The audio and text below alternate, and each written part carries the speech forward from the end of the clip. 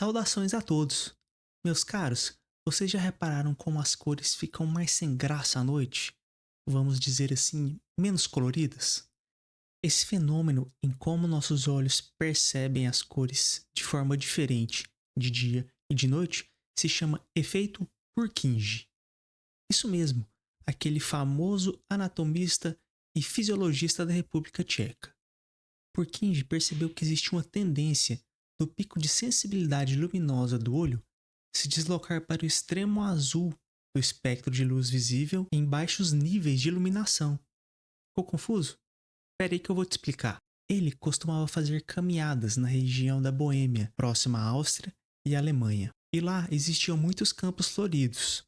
Muitas vezes, ele saía para essas meditações ainda de madrugada, quando não tinha luz do sol, e como grande observador que era, percebeu que existia uma diferença na intensidade das cores, na saturação das cores, de acordo com o horário do dia que ele as observava. E o fenômeno ficou bastante conhecido pela descrição de Purkinje sobre flores vermelhas e azuis. Ele notou que durante o dia, as cores vermelhas, uma de suas preferidas, eram bem vivas e chamativas, e se destacavam em comparação às flores azuis. À noite ou de madrugada, as flores vermelhas perdiam essa vividez, e as flores azuis pareciam se destacar um pouco mais. Observe você mesmo quando estiver caminhando à noite ao ar livre, como as flores vermelhas perdem toda aquela intensidade, a saturação da sua cor, ficando muito menos chamativas e mais apagadas. E agora eu vou te mostrar algo a mais sobre isso.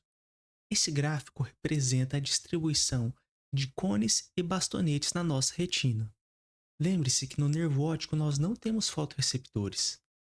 Então eu vou ressaltar aqui com essa cor escura a região do ponto cego. Os cones têm uma representação extremamente concentrada na região macular, e sua distribuição irá se limitar praticamente a 5 graus da região central, considerada a fóvea. Como vocês podem perceber, quanto mais próximo à fovéola, maior a concentração de cones, e esse pico ocorre justamente na região do umbus, que seria o centro da fovéola, representada no nosso gráfico pelo pico desse triângulo. Como vocês se lembram, os cones são responsáveis pela visão de cores, detalhes e movimentos finos, e são mais ativados em ambientes de boa iluminação, que nós conhecemos como visão fotópica. Já os bastonetes têm uma distribuição diferente. Sua concentração começa a aumentar, afastando-se da fovéola, e atingem um pico em uma região distante cerca de 20 graus da fovéola. Lembre-se que na fovéola não existem bastonetes, apenas cones. Por isso que eu deixei demarcado na fovéola essa região mais avermelhada. Os bastonetes funcionam melhor em ambientes de baixa iluminação. São responsáveis pela percepção de movimentos grosseiros, contornos e da escala de cinza. E essa visão, que funciona melhor em baixa iluminação, com a maior ação dos bastonetes, conhecida como visão escotópica. Lembre-se que essa distribuição de cores que eu fiz à esquerda é didática. Não existe um limite anatômico bem definido, a não ser na fovéola. Então, nessas regiões amareladas e em laranja, ainda existem bastonetes, mas a concentração de cones é muito maior. Seguindo em frente, vamos observar este gráfico. Observemos que os nossos cones, responsáveis pela visão fotópica, têm um pico de luminosidade em ondas de comprimento de cerca de 555 nanômetros, representadas por esta curva amarelada, enquanto a visão escotópica tem um pico de sensibilidade em comprimentos de onda menores, por volta de 500 nanômetros. Visão essa que é mais dependente dos bastonetes. Observe que quanto menor o comprimento de onda, mais próximo do espectro azul nós estaremos. E o que acontece justamente quando passamos do dia para a noite é que temos uma maior ativação da visão escotópica, o melhor funcionamento dos bastonetes em detrimento da visão fotópica, que é de responsabilidade dos cones. Vamos relembrar todos os conceitos?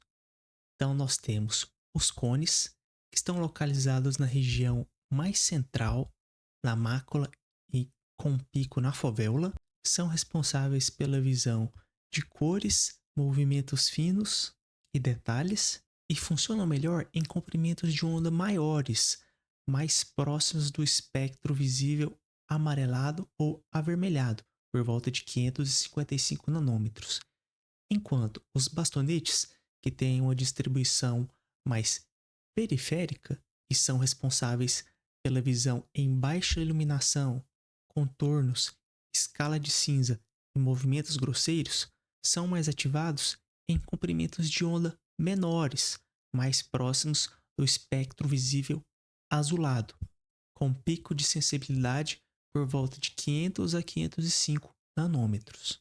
Então, pessoal, o efeito Purkinje nada mais é do que essa tendência da nossa sensibilidade luminosa mudar de um comprimento de onda maior do espectro amarelado e avermelhado para o espectro azulado, de menor comprimento de onda. Ou seja, nós temos uma mudança da visão fotópica para a visão escotópica, indo além, uma maior ativação dos bastonetes em detrimento do funcionamento de cones. Imaginem vocês que Purkinje não tinha conhecimento a respeito da histologia da retina. Ele não conhecia sobre essas células, mas a partir desta observação, ele imaginou que existiriam dois tipos de célula, uma adaptada à visão no claro ou com maior iluminação e outra adaptada à visão no escuro, com baixa iluminação.